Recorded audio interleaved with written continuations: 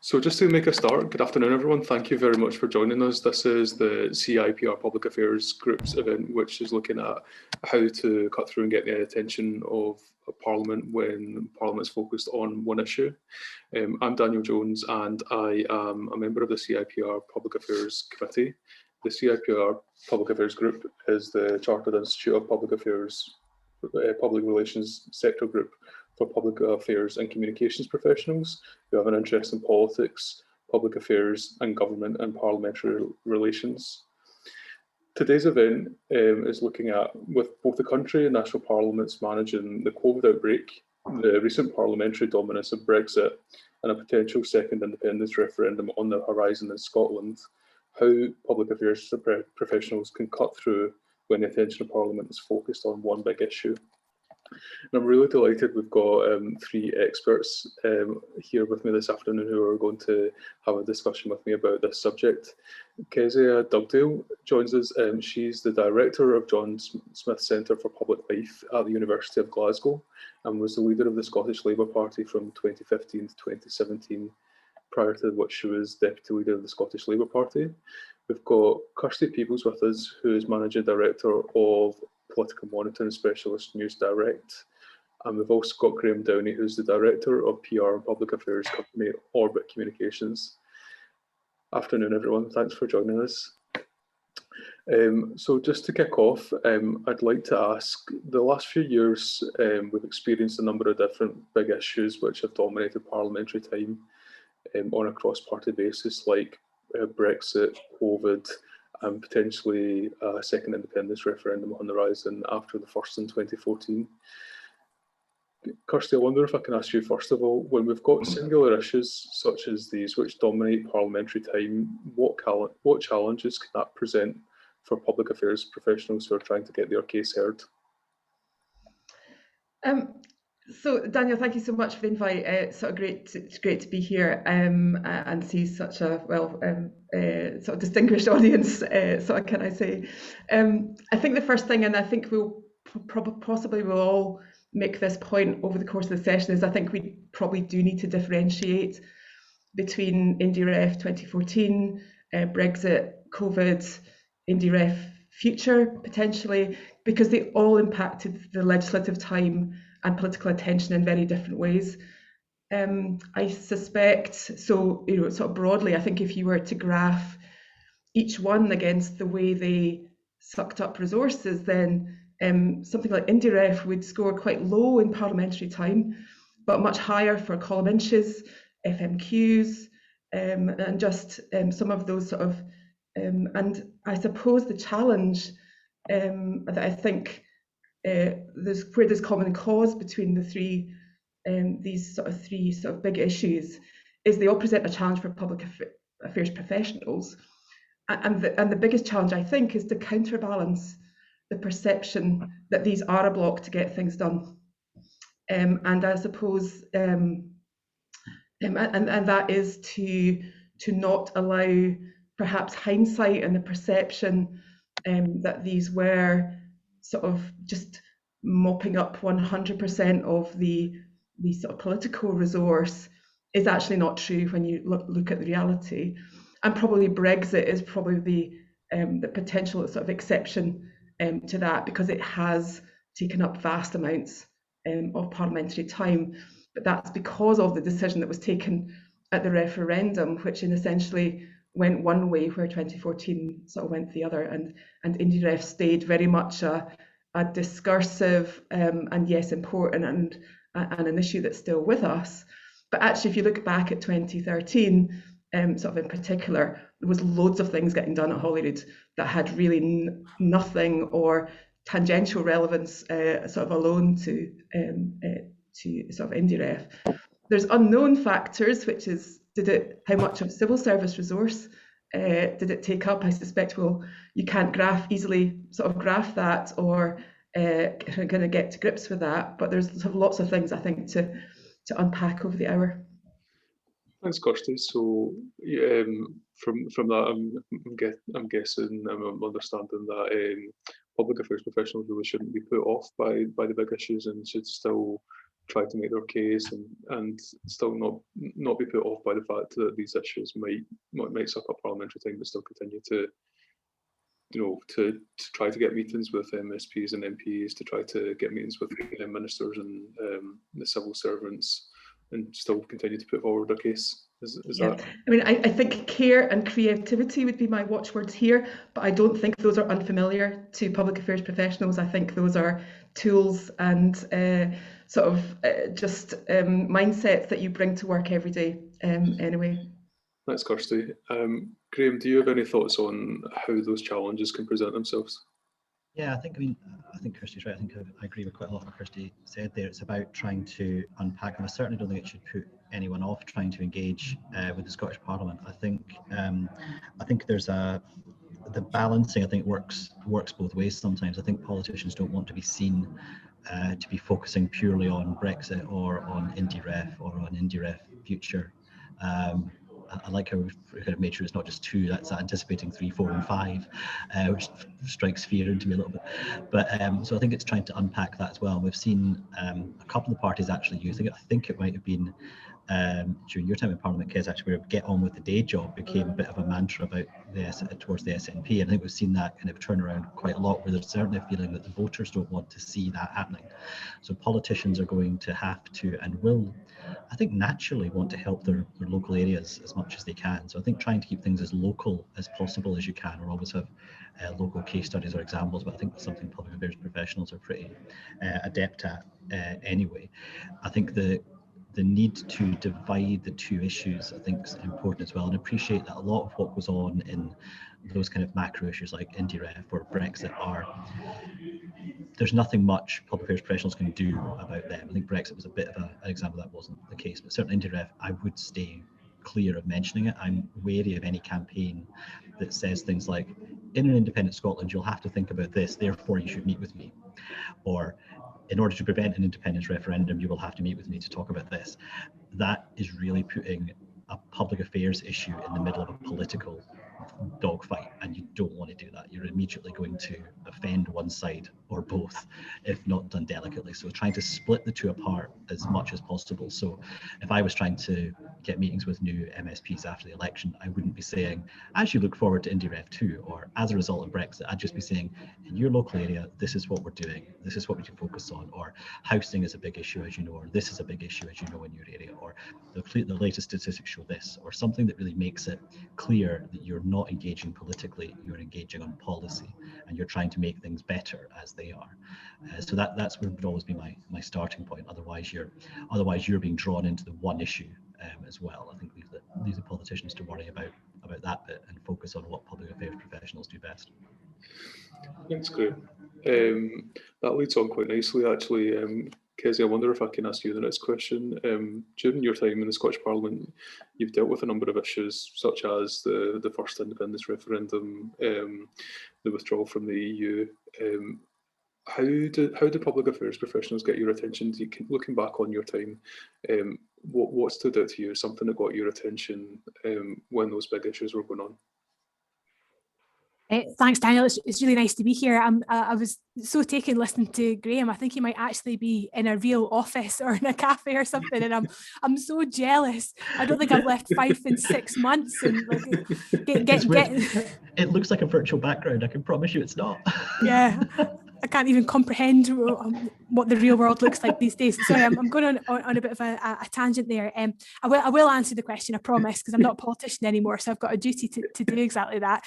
But I just wanted to maybe add a little bit onto what Kirsty and Graeme said, if you don't mind me saying, because of course. I think you're just reaching for different tools in your toolbox than you previously were. So, for example, Kirsty was right to talk about press column inches. So it's much harder to get a niche issue into the newspapers just now when they're so dominated by COVID, the constitution and the election, right? So your traditional press release doesn't work in the same way that it might have done 5 years ago. Equally, Brexit dominated the Parliament's committee system to quite an extraordinary level for quite a long period of time. So there was less scope for parliamentary committees to do bespoke inquiries, whether that be post-legislative scrutiny or to pick up an issue and run with an issue that might previously have got got a lot more airtime. So for example, when I stopped being leader, I joined the Economy Committee, and one thing I was really intrigued by was bank branch closures in the context of the powers that the Scottish Parliament had to support the high street. And then a secondary issue that we stumbled upon whilst looking at bank branch closures was ATM accessibility and the charging regimes for ATMs. We were able to set up a 4-week mini inquiry in the Economy Committee and produce a report off the back of that, looking at what the Scottish Parliament could do to address that. As Brexit became a more prominent and dominant issue, the idea that committees could just dream up 4 weeks to look at an issue just because they felt like it kind of disappeared. So that kind of goes further into the depths of your toolbox, and you have to reach for new ones or kind of polish ones you haven't used for a while. And I think the best thing in the toolbox is relationships.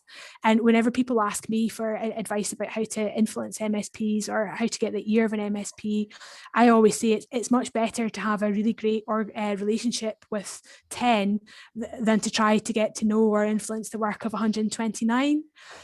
So I think it's all about trying to understand what issues individual MSPs are interested in. So this is my attempt to actually answer your question now. I chaired the cross-party group on children and young people for the entire time that I was in Parliament, from May 2011 until the day that I stepped down. So I always did a lot more work privately and quietly around the public policy of children and young people than I did on any other topic. Therefore, those charities and those organisations in that field knew they were always going to get a quick and active response from me on those issues. So I think it's about relationships. Find MSPs that are going to be aligned with what you care about, and just work and work and work at those relationships. And if you establish those well, they become your tools. Absolutely, thanks very much. And I suppose that it's a two-way relationship that can complement each other when the public affairs professionals can bring issues to the attention of parliamentarians and bring data, bring issues that they might not be aware of, and they can support them in their work in Parliament through bringing those issues to their attention.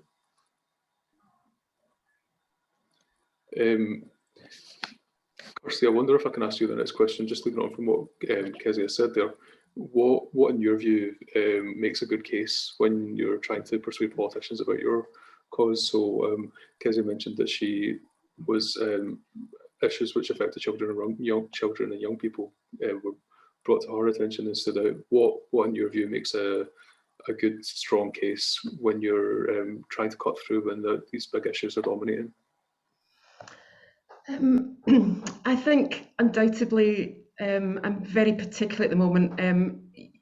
It's got to be, I don't know how to come up with a better phrase than solutions focused. It's a very management speak, but I think probably people know sort of where I'm going with this. I think the best way of getting attention is to come up with ideas, not just highlighting a problem, but ideas for solving it. Even if they are imperfect, they may lack detail in terms of, it may be often the conversation that you're seeking to have is one of a kind of collaborative relationship with an active parliamentary champion, where collectively you can present data. How is this impacting sort of communities? How is this impacting Scotland? And I might, if I may, return to that about how you scale issues for MSP attention, because I've got a sort of strong view about the immediate post-election period and why very few parliamentarians come into Parliament with the national picture in their head in terms of statistics. So I would always say in the immediate, I think they build it over a 4 or 5 year term, particularly those who go straight into ministerial roles or into committee conveners. But I think scaling stats for the mindset of somebody who might have been in local government for the last 10, 12, 15 years is a great place to start. Anyone in public affairs knows that there's massive issues with the varying boundaries. So if you're looking at Sheriff Court stats versus Health Board stats versus a parliamentary region, none of the boundaries overlap, and that's a massive headache for any of us. But I think you can. I think for me it's like expressing yourself in a foreign language where you lack confidence. But if you can go some of the way to scaling stats in a way that they might be understandable for an MSP, particularly at the start of their sort of Holyrood career, I think that is very welcome. And as Graeme said, no, whatever we may consider is a sort of a lever to attention and to parliamentarians getting active behind an issue. Nothing is stronger than the desire to represent their constituents, and again, that impetus to represent my constituents is never more stronger than the early days of a new session of Parliament, because they've just come off that full immersion, perhaps full virtual immersion for this election. So that's the point of connection, is to sort of root it back into the community that they represent. And we can perhaps expand on this, but I also think that trade and representative bodies have probably come into their own over the last sort of 12 to, they always played a really important issue. But I think when bandwidth is squeezed, then potentially parliamentarians are looking for the quickest route to the biggest representation, or the, you know, sort of who is bringing the experience together in a helpful way, where I can have a relationship perhaps with a trade or a representative sort of organisation. Those aren't the solutions for every issue that people want to present, and sometimes you have to go direct. I think it's also worth keeping one eye on what the role of whatever your umbrella body might be. Yeah, absolutely. Thanks, Kirsty. Just to say before we move on to the next question, we'll be taking questions from participants at the end, and if anyone does have any questions, if you'd like to use the chat function to send your questions in for the panelists. My next question, Graeme, so I wonder if I can ask you the next question, and thinking back to what seems like a lifetime ago now, and the issue of we spent a number of years talking about Brexit. Are there any particular lessons that you think we can take from that period about either engaging with Westminster or the Scottish Parliament or the devolved parliaments about what cut through at that time, how with politicians focused on moving the Brexit process through, how do public affairs professionals say, you know, my issue is important to him, and get politicians to sit up and listen when Brexit seemed to dominate every aspect of life at the time it was moving through Parliament?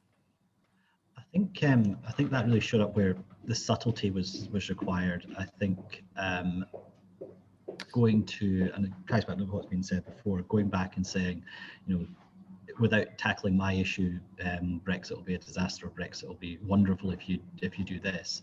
I think it was about more calmly explaining what's going on. And I'm usually, with public affairs, you want to integrate different types of campaign. You might want to think about media as well, and what role that can play in a public affairs campaign. When do you kind of nudge politicians with a bit of pressure? When do you do things like you know, quite writing campaigns, because I think they can be quite ineffective. But when do you use local people or service users? And I think if there was ever an issue where you didn't want to do mass shouting at a politician, it was anything around Brexit, because it just got lost. It had to be more calmly, and meekly is quite not the wrong word, but just the very, look, we've got this issue. This is what I want to talk to you about. I'm not going to make a big deal of this publicly, but you need to be aware of this. And I think had there been, a lot of public affairs professionals were trying to do that over the period, but it was often tied in with big shouting matches as well through the press. And I think Kirsty's absolutely right about the role of trade bodies and others over the coming periods that aggregates. The downside to having a trade body doing some public affairs work sometimes is that they have to also play to their members, which means they have to be seen to do something, which means press coverage.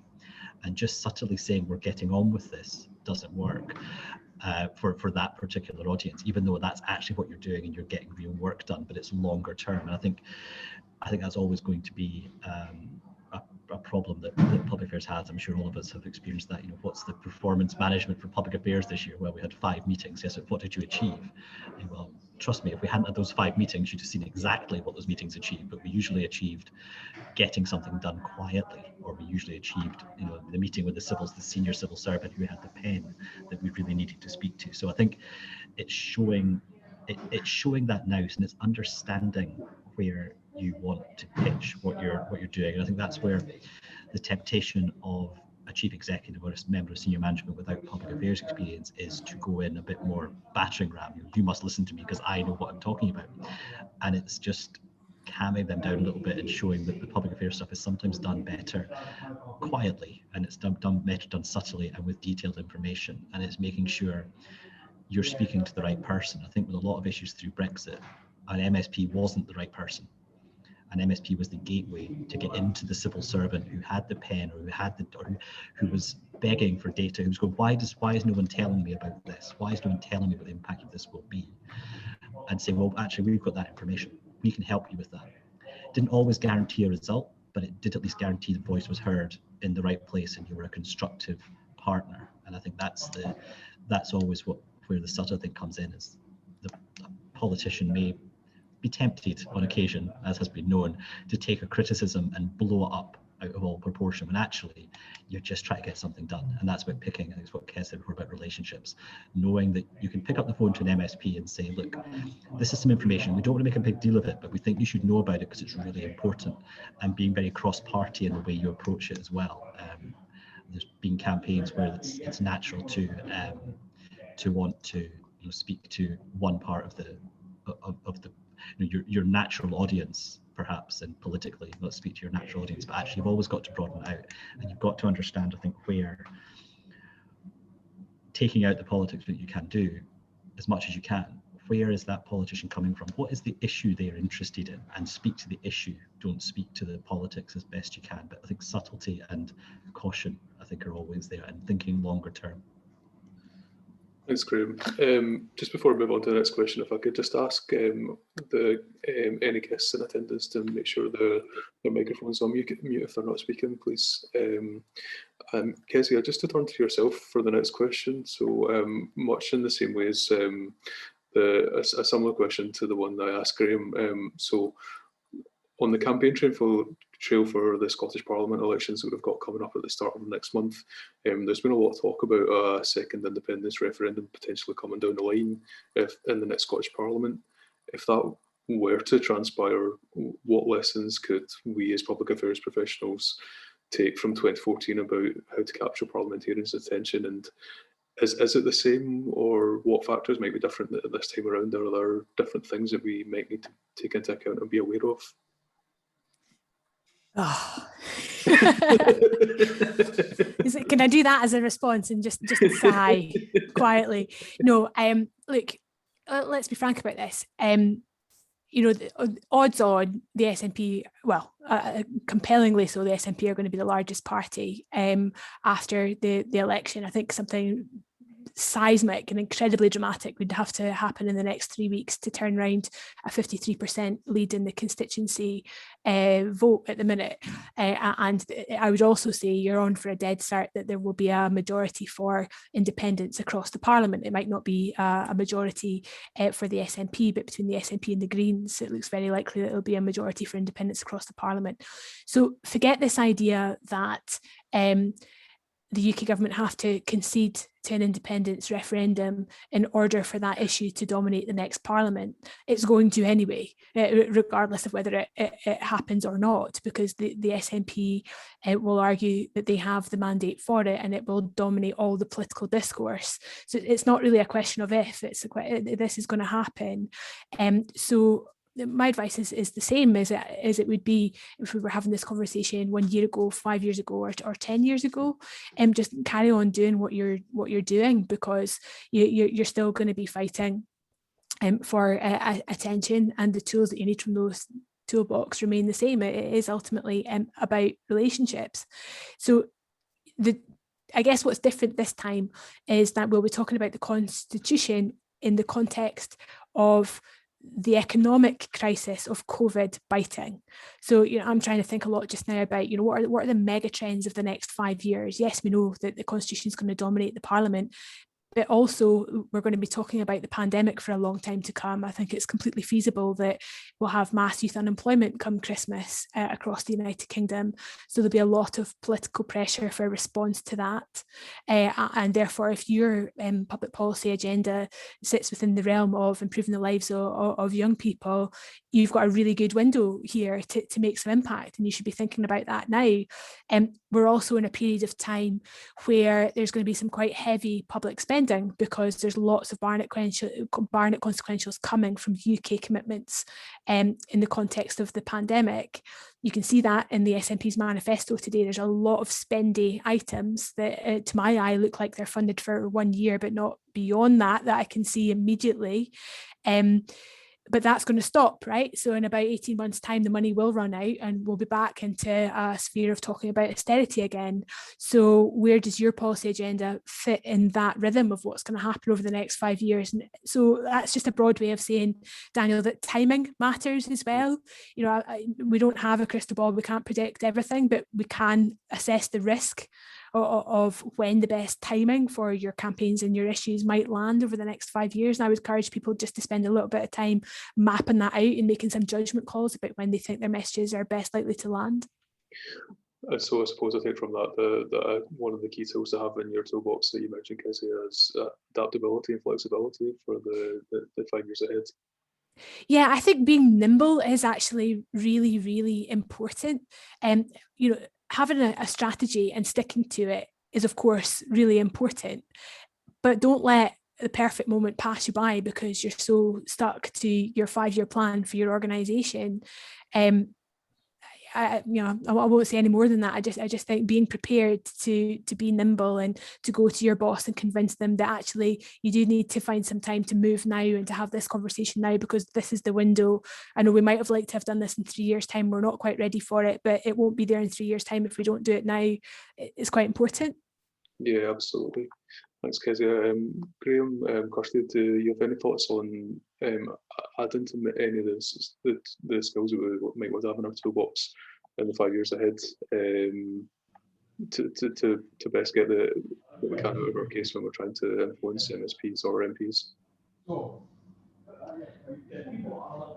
I think it's back to, I think Kirsty probably said it, so Kirsty might want to cut me off here. I think it's back to those having the right information at all times. I think that's going to be really important. I think, as Kezia said, that's going to change an awful lot over the next 18 months. I think we're going to see at what point does the discussion about IndyRef to future, whatever we want to call it, start bleeding into policy as well. I think there's a risk of that all of a sudden everyone promises the world and you're sitting in the background saying, but actually that's just not true. That's not how it's going to work. And then, does in a year's time or 18 months time, if there's an SNP calculation, which seems like a reasonable one, that they're going to use Barnett consequentials for free stuff, which seems, again, it's a pretty logical thing to do. At some point, if the UK government does not allow them an independent referendum, do the pro-Indy parties start having even more internal discussions about the way forward? Does that take away more time from policy discussions? So I think there's going to be an awareness as well of the inter-party as well, the intra-party as well as the inter-party machinations that might be going on in the future. So it's having those relationships built so that you can, as best you can, bypass them, I guess, and say, look, I'm here to talk about this again. And I think we're probably going to come back to the same few themes throughout this discussion. It's about having those relationships early, trying to get to know the person, knowing what they're really up to, and also knowing when the right time to contact them is. If they're about to go into a part, I would imagine the worst time to contact anyone in the SNP is going to be around October when they're thinking about a party conference where God knows what they're going to have to decide. I wouldn't even bother doing that at all. But is there another way you can try and listen? I wonder if this time in the committee system we might see some more proactive work done now that some of the stuff on Brexit's maybe passed. I wonder if there's going to be a chance to look at some issues there as well, again, going on in the background. That's great. The last question I wanted to ask before we return to questions from the audience is, has there been a campaign that stood out to you from during either the COVID periods, the Brexit or the first Scottish independence referendum that caught your own attention and was well executed? And if so, what can we learn from it? So that's a question to all three, if you'd like to jump in and answer that question. I'm not going first again. I'm letting someone else speak. I nominate Kirsty because she's monitoring what's happening much more regularly than what we're doing. Yeah, I thought it was, so one of the things I looked at in preparation for today was actually what was going on in, obviously our wheelhouse is sort of devolved politics, sort of Scotland, Wales, sort of Northern Ireland. So I was just, I just took a sort of casual look, while swearing at the new Scottish Parliament website, but we won't go there. Just some of the sort of search stuff isn't sort of brilliant for an exercise like this. So the question I asked myself was, what legislation was Parliament passing that might have looked like perhaps a campaign with sort of external sort of influence. So one of the things that caught my eye was Dennis Robertson was working through his disabled persons parking badges bill. Pretty niche issue, but massively important to the people who were sort of impacted and sort of benefited by that law change. So that was it was introduced in December sort of 2013, when we were really sort of starting to definitely the sort of Indirect was sort of powering up, but was I think sort of passed essentially. It actually got royal assent on 24th of September. So sort of it was passed really late in the day, in the run up to Indirect. And even like just my sort of own recollection, just trying to remember, because we had a kind of weird, so actually the probably the one of the impacts that Indirect had in 2014 was that we suddenly went into Indirect recess in sort of September, sort of rather than coming off the traditionally we would have programme for government in sort of first Tuesday in September each year, and then but we had to sort of go back into recess for sort of that brief rebate. But so I suppose sort of June 2014 was probably the last sort of full sort of sitting month. But Holyrood was talking about air passenger duty. It was setting up the Scottish Fiscal Commission. It was talking about land reform. It was talking about climate change adaptation. So for me, just a kind of casual sense, just to sort of, I suppose, confirm the point I made earlier, was that there was no lack of chunky issues. And Graeme's point is exactly correct, that I think it is the job of politicians, and we should leave it to politicians. They can do the framing. They can take any one of those issues and tell you why their position on it is, this is something that we need to get to grips to deliver an independent Scotland, a functioning union, sort of whatever your sort of point of view was on it. But that doesn't, we can still be sort of making sort of cases. And I suppose another thought, just I don't want to get into audience questions, because that's where the fun starts, right? But manifestos, I think, is an interesting one to consider. It's very topical. We're in sort of day 2 of a sort of 5-day, 5 cities tour, sort of this. But actually, and I don't know, I probably shouldn't ask questions of the other panelists, but I'd be interested in sort of Kez and Graeme's view of whether, is seeing something contrary in a manifesto today, to me, and I love a challenge, shouldn't be a block on influencing, because these are positions, and these are positions that will need negotiated in the new Parliament. So it definitely should be something that gives pause and reflection on how campaigns are going to be pitched, if they are in if parties aren't pledging exactly what you would like to see, and actually maybe pledging the opposite of what you want to see, then obviously that is going to require a great deal of care. But what we're looking at is, we're by sort of almost immediately, we now have a decent sense of, where are the Greens and the SNP in agreement. But there's actually agreement, and the interesting thing about this Parliament is that there will be agreement between every combination of party, I suspect, sort of represented, including things that they all agree on that we already know about, such as not proven verdicts. Yep. I think child payments and sort of things like that. So the amount of coloured text, as people are exporting from manifestos today and colouring up the text and just trying to see actually, do we have a majority? Does it look like we might have a majority for that sort of point of view? But people, I think, will be starting to measure up the likelihood of those well in advance of election results. Daniel, maybe I could come in off the back of that, because I think two really great examples, and Kirsty's mentioned one of them, not proven, the other one's social care. So you've got a lot of growing consensus now for a national care service. The principle of a national care service, we spend more than 5 minutes looking at the Feely report and working out what it actually means to deliver a national care service. You can see loads and loads of dividing lines, because you're talking about serious parity between the third sector and local government around the working terms and conditions for care workers, which is a hugely expensive, very important investment, which I think you might see some pretty quick fractures around that political consensus. And again, on not proven, growing political consensus that they want to eradicate the not proven verdict. But if you listen to people like Professor James Chalmers, Regis Professor of Law at the University of Glasgow, he'll say, okay, but if you're going to take away not proven, you have to make various other material changes to how the criminal justice system operates to deal with that. And again, you're going to see fractures on what those might be, because that might be around jury size or majorities or all sorts of things that suddenly get very political and difficult. So it's absolutely worth still trying to negotiate and persuade on the basis of your opinion.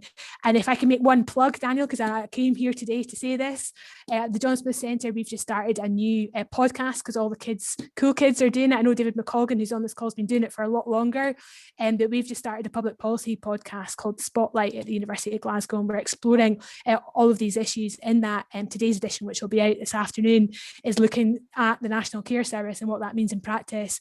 And the one in 2 weeks' time is looking at not proven, if people are particularly interested in those two issues. Plug done. I can go and have my lunch now and leave you all to it. I can reinforce that plug myself, as I sat in on one of your sessions on the American elections, Kezia, which was absolutely fascinating. So I can absolutely vouch for John Smith's for our sessions, which are absolutely fantastic. So I posted a link because I just shared it with my team earlier today. So. Thank you very much for that's called message amplification as well, guys. See, still got it. So from the audience, and we've had a couple that are broadly along the same lines from which are along the lines of, is it better to build relationships in Parliament with parliamentarians, or can you get work done more effectively by building relationships with civil servants in St Andrew's House in Whitehall and with committee clerks, for example? So where do you think it's better to build relationships? And Graeme, would you like to answer that question first?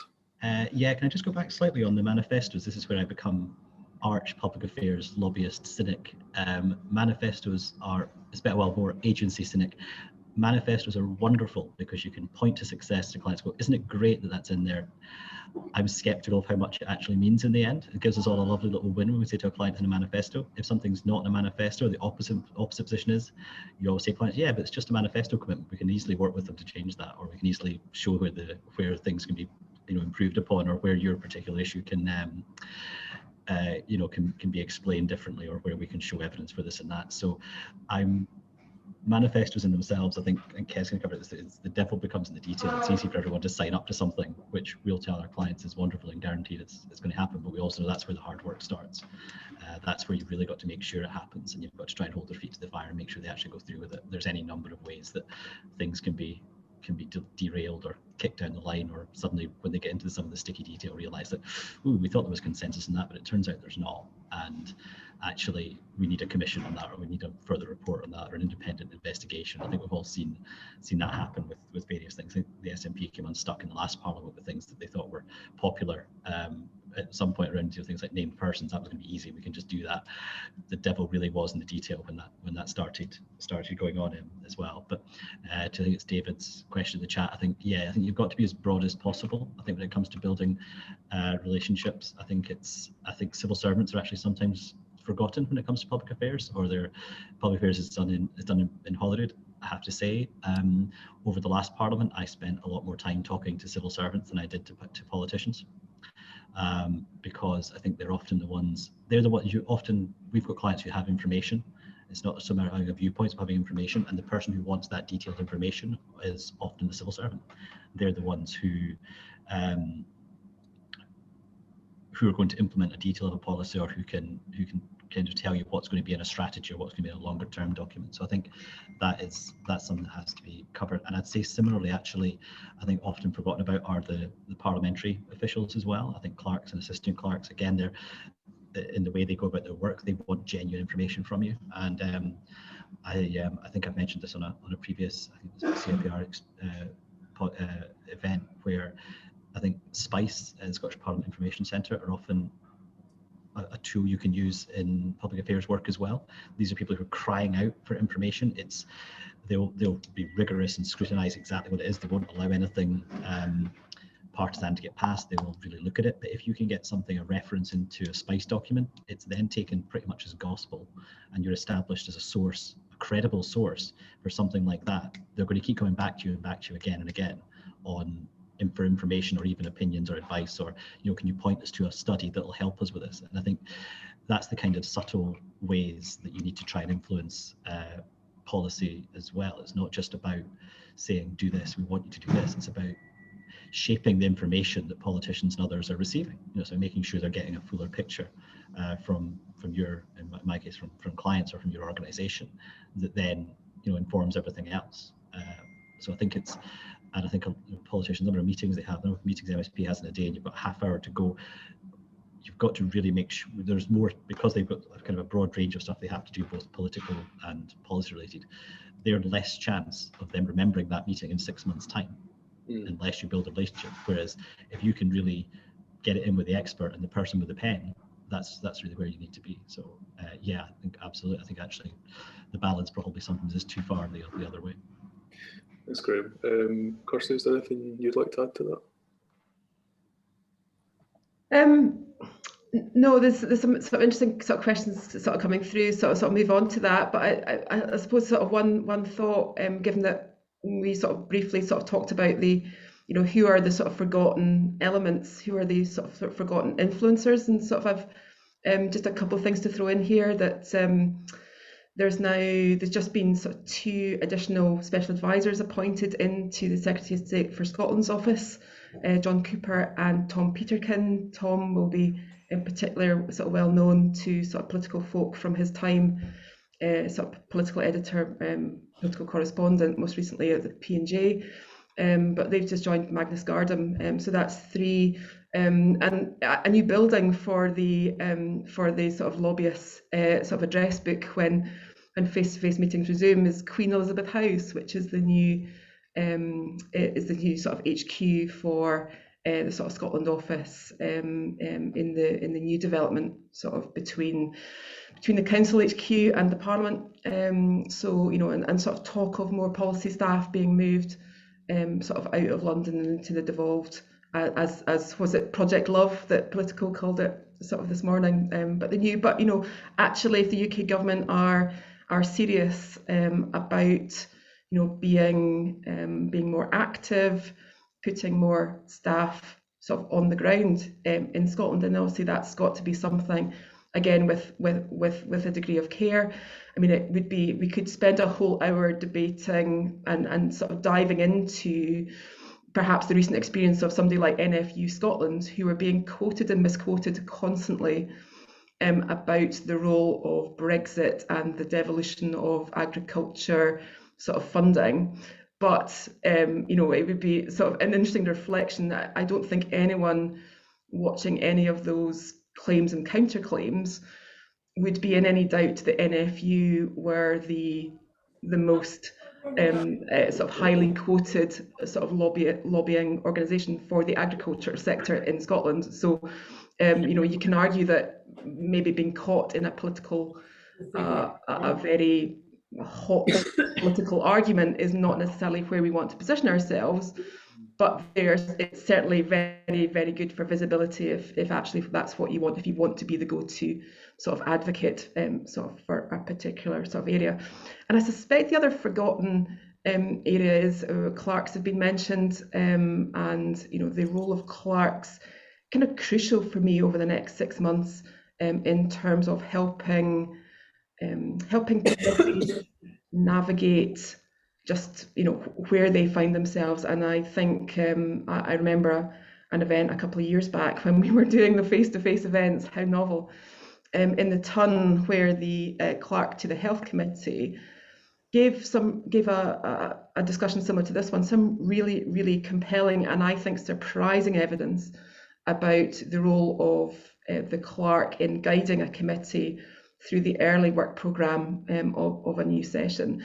And it took some of us aback because certainly I've been very used to clerks taking in public statements, not necessarily sort of talking about their role as influencers, but actually, so this was, I think that's what made it sort of quite interesting.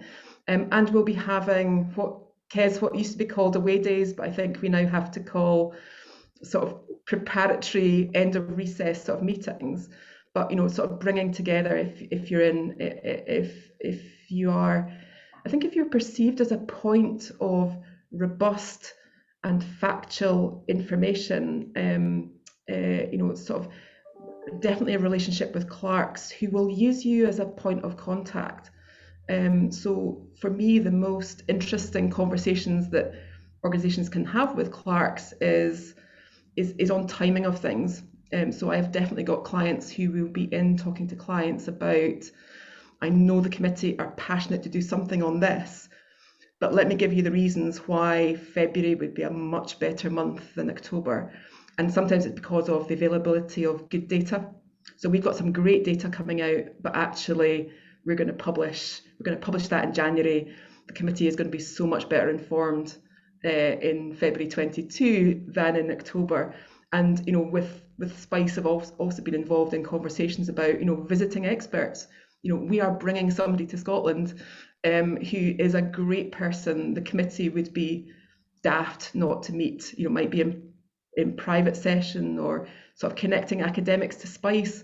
So there's I think lots of less visible activity that can really help cement a lot of the things that you might want to take opportunity later. But for me, it's about building trust in you, your data, your gravitas around a sort of campaign. So when there's an opportunity window later, you're not having to sort of establish a right to speak, that people are already sort of familiar with your ownership of an issue and your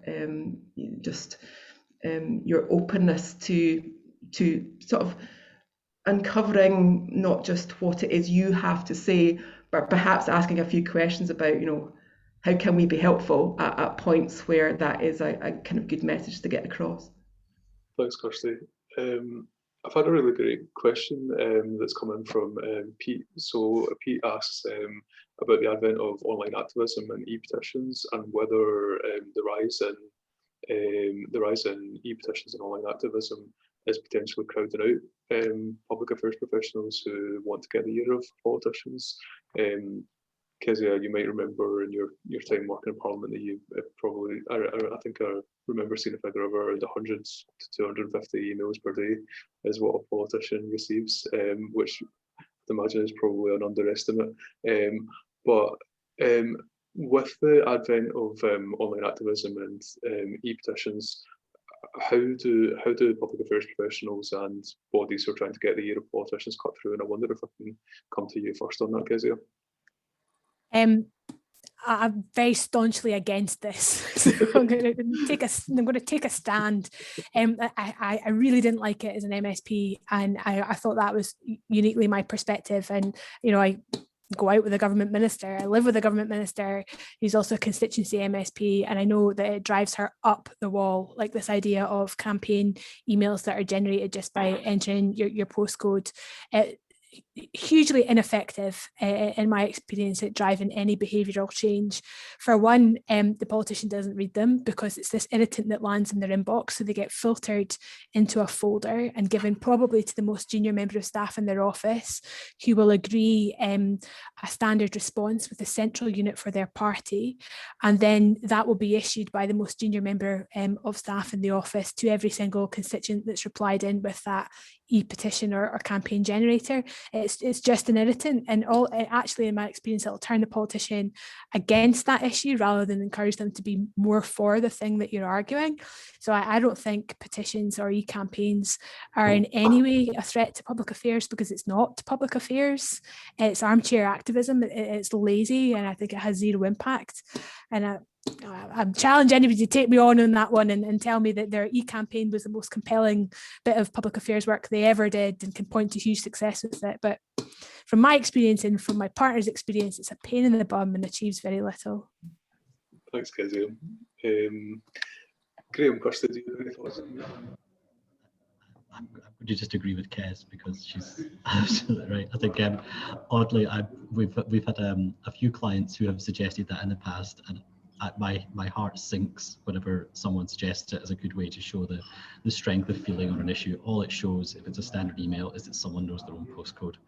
And fundamentally, yeah, I think there was another MSP I was speaking to not long before the election who said that she'd had up to, I think it was 5,000 emails on one particular climate issue, and she was very in favour of the issue, and she said it put her off speaking on it because she knew if she did, or she went, whatever she said, she was going to get 5,000 more. And I think they went to the extent of speaking to Parliament's IT teams to try and get them blocked, because it's actually, on a practical level, I would imagine it just crowds out actual issues that a politician wants to work with. It will crowd out important constituency casework. Can you imagine if you miss an important bit of casework because you've got 5,000 emails about an issue already? I mean, I can't imagine that. I mean, I'm getting a tiny taste of that just now as a candidate, where I'm getting, I think in the last week, I put 400 emails to my campaign email address. And Kez says, I've got a central reply, I'm copying and pasting. There's a couple of issues that I am responding on, but even the one or two that I'm actually really interested in, it's dispiriting replying every time, because I don't want to copy and paste a reply. I want an issue that you can really get your teeth into. And yeah, I think it's not an effective way of contributing. It's not public affairs. Thanks, Graeme. On to another question we received, and it's really interesting and timely from Kirsty Craig. She asks about mis and disinformation. We've seen the rise of mis and disinformation over the last few years. What steps would you encourage public affairs professionals to take to make sure that the information politicians, civil servants and clerks are receiving, to make sure that it doesn't become dominated by what could be construed as mis and disinformation in favour of researched and well-reasoned data and evidence? Kirsty, do you want to take that question first?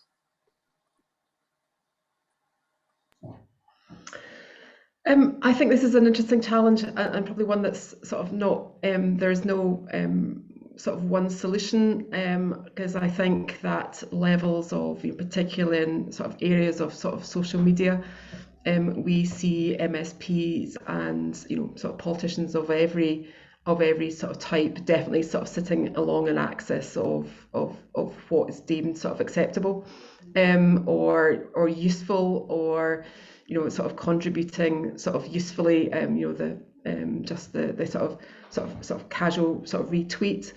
But again, I suspect that we perhaps are in danger of it's maybe a sort of mistake to judge.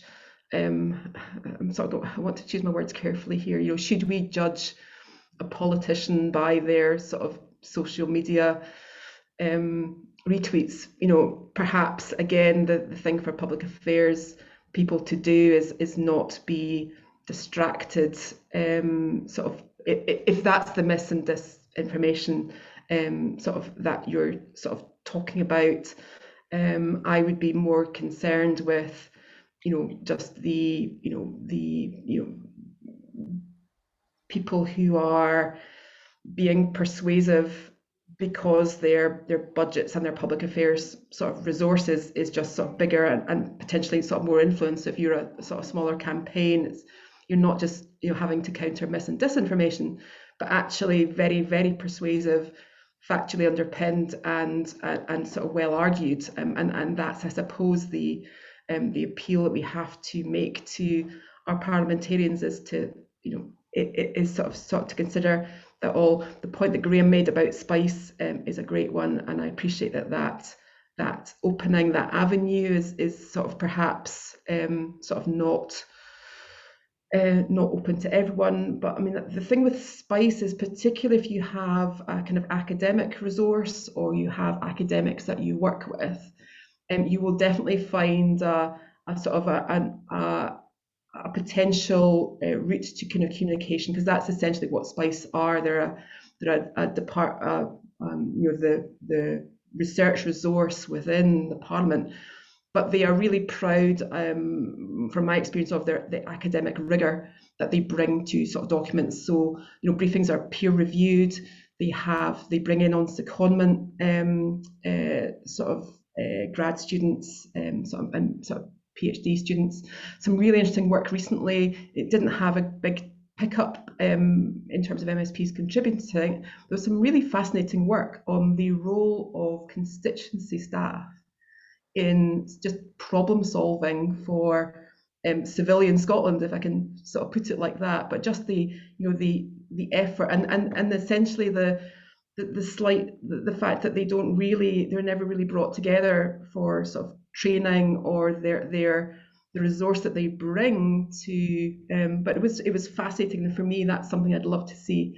I think I've spoken to this before, but I'd love to do more of working out what the role of a constituency staffer is for certain organisations, just to ensure something as basic as are they directing correspondence from constituents to the right place in your organisation? Do they know what email address to use? Do they know the points of contact if you're involved in any kind of sort of public service? They are just actually thinking about how you engage with the people who are writing the letters and drafting the letters on behalf of all those constituents, as an alternative to the e-petition. And it's laborious work, but it's invisible and really, really important for most MSPs. I think, sorry, Dan, if I just come in slightly on that, I think the caseworkers are absolutely forgotten. We did some work a couple of years now with the Energy Ombudsman, and initially they were very interested in building top level kind of contacts with MSPs. There was the big MSP contact program, and we realized very quickly that the best way for them to become well known amongst MSPs was we did a session in Parliament where we emailed all the researchers and said, bring along your constituency complaints about energy. And so they're independent ombudsmen, so they're not for profit, just to be clear. And we said, bring them along, drop the files off in the morning, drop off the letters, everyone's signed, we will look at them, come back and get them the next day, and we'll tell you what to do with them, and we can launch the case right there for you. The number of MSPs we met on the back of that was incredible, because it's about what like Kirsty said at the beginning as well. It's about building that relationship. What is it the MSP wants out of that? What is it that you can do for them as much as what can they do for you? Show your value. And I think that also comes back to, how do you tell fake news from real news? You build a relationship with them. You find out, you sit down and say, this is what we can do. This is what we're up to. This is how we can help you. This is how you can help us. And isn't that what it should all really come down to? They will then build, or that you will then become trusted. They will then consider you not misinformation. And yeah, I think there's a tendency to get to go, oh good, that person retweeted us, they know who we are. No, they don't. They've just retweeted you. That's all that means. And again, it becomes one of those number of measurements. I can imagine organizations having your target X number of meetings, X number of social media engagements. it can just be to public affairs chasing the target, and you end up picking up the phone to an MSP and saying, and I'm guilty, I've done this. Look, I know we've worked really well together. I know we've helped you. I know we've got to really work on a particular issue. Could you do me a favor and just retweet 3 extra things for me to hit the target? And it's just terrible when that's what you end up doing, where the actual impact of the relationship is undervalued and you're focused on the bits around the side. Brilliant, and that sort of speaks to the idea that Kirsty was speaking about earlier on about making sure that things are solutions focused and that you're bringing solutions and not just problems. And what you were saying, Kirsty, as a former constituency staffer myself, and I know we've got another couple of constituency staffers or former constituency staffers on the calls. I know how vital they are to, and like, often on scene and keeping the wheels turning. I'm going to take the questions from Carolyn and Ross together, if that's possible. So, following the 2019 general election, a lot of new MPs came into the fold, and COVID wasn't long in hitting and impacting how they did their business. Carolyn asks how we can develop relationships with so many new MSPs, given there might be limitations on our ability to have face-to-face meetings. And Ross asks if we're moving to a digital-only public affairs world, how can we as public affairs professionals maximise our opportunity to influence MSPs, MPs across the nations and to make our case heard in this new digital world that we're in? And Kezia, I wonder if you might answer that question first yourself. Well, the first thing you should do is get Newsdirect to give you a full briefing on all the new candidates and what their interests might be. I saw that question in the chat forum and I was sort of thinking about it, and I guess I do a little bit of lobbying myself. I'm involved in an organisation called Together, which was set up by the Archbishop of Canterbury really randomly to look at the degree to which the United Kingdom is divided. They did a massive survey of public opinion in January there, just under 250,000 different entries, focus groups, polling individual lines. It was published in March, and I was kind of tasked with the job of briefing this report to politicians in Scotland, and I thought, this is going to be fun, I've never done this before, how's it going to work? So what I decided to do was to devote a whole afternoon to organising back-to-back hour-long briefing sessions for parliamentary groups, because I thought if we're going to talk about something like the degree to which the United Kingdom is divided, I'm not sure I want to have SNP and Tories in the same space because they're going to have a different take on this. And it actually worked really well. I was surprised by how many people turned up and were happy to receive a 10-minute presentation and then have 50 minutes to discuss amongst themselves and to pose questions to me about the findings of the report. I don't know if that's unusual or not in terms of Kirsty and Graeme's experience, but broadly, did it from 12 till 5, did the SNP first, then the Tories, then Labour, then Lib Dem and the Greens. And I brought the MPs and the MSPs together, and they're not often in the same spaces. So actually they really welcomed that. And we had, I think, 24 different SNP politicians in the first one and 13 or 14 different Tories in the second one, which I thought was pretty decent numbers. Graeme and Kirsty can give me a better perspective on that. So it's not impossible to do this public affairs stuff digitally.